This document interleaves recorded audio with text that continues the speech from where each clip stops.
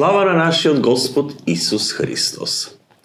Денешното Евангелие не опишува како Исус оди во земјата Тирска и Сидонска. Земји кои за израелскиот народ биле незнабожечки, нечисти, недостојни за Божјото присуство. Но Христос оди таму и со тоа ја руши секоја предрасуда, територијална и културна. Сака да ни каже дека секој човек заслужува да му биде откриена Божјата љубов, без разлика на неговото потекло. А таму го среќава една жена, хананејка, која не припаѓа на избраниот народ, но која го изненадува со својата вера. Хананејката, мајка која страда за својата ќерка, се приближува до Исус и не бара ништо за себе, туку за својата ќерка која е обседната. И секој родител би можел да ја разбере незината болка, непреспиените ноќи, чувството на безпоможност да се променат работите, а сепак голема е желбата да го види своето дете здраво и ослободено од демонските сили. И токму оваа мајка ни дава голема поука. Решението е во упорна и понизна молитва. Забележете, жената моли за својата обседната ќерка.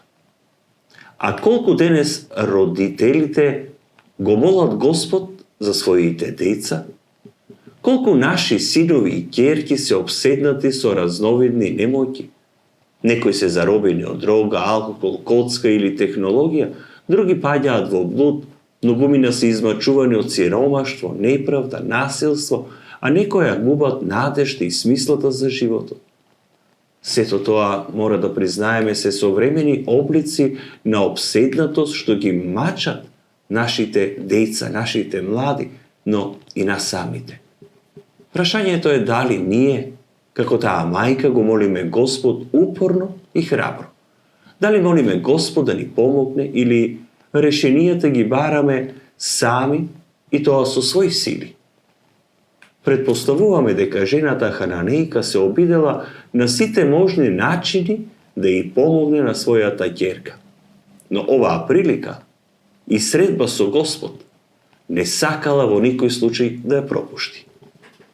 Преку ова Евангелие Христос влегува, би можеле да кажеме, во туѓа земја. Тој денес влегува во нашите земји, во нашите домови, во нашите срца. Иако не сме совршени, иако често сме далеко од Божите патишта, иако можеби мислиме дека сме недостојни за Божјата милост. Но тој доброволно оди, од никого не присилен, во земјата Тирска и Сидонска, за да не овозможи како и на жената хананејка, да се сретнеме со него и во никој случај не смееме да ја пропуштиме таа можност да се сретнеме со Господ и да упатиме молитва за нашите потреби.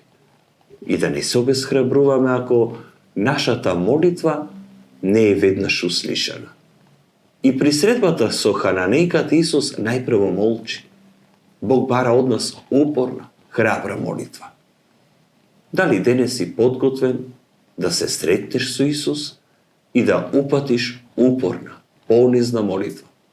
Но не само за себе, туку како што тоа го направи стотникот, како што тоа го прави хананејката во денешното Евангелие. Молитва за својот ближен. Размисли за кого би можел денес да се помолиш на Господ. Кој е тој твој ближен кој има потреба од твојата упорна молитва?